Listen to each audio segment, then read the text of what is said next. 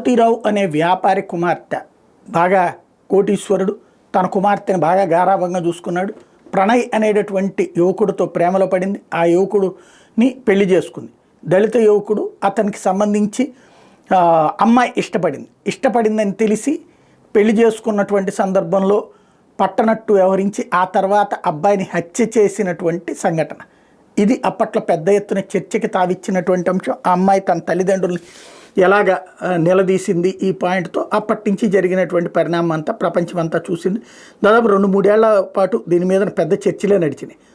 ఆ తర్వాతన ఎవరి పని వాళ్ళు చేసుకుంటున్నారు, ఎవరి జీవితం వాళ్ళది. ఇవాళ 6 సంవత్సరాల తర్వాతన సాధారణంగా మొన్ననే వివేకానంద రెడ్డి గారి హత్య కేసులో 2 ఏళ్ళు అయింది, 3 ఏళ్ళు అయింది, తీర్పు రావట్లేదని నేను చెప్పే ఏళ్ల తరబడి పడతా ఉంటుంటే మర్డర్ కేసులు అన్నట్టు. ఇప్పుడు ఇట్లాగే 6 సంవత్సరాల తర్వాతన ఇవాళ న్యాయస్థానం తీర్పిచ్చింది. ఎవరైతే అందులో ప్రథమ ముద్దాయిగా ఉన్నటువంటి శర్మకు వచ్చేటప్పటికి ఏకంగా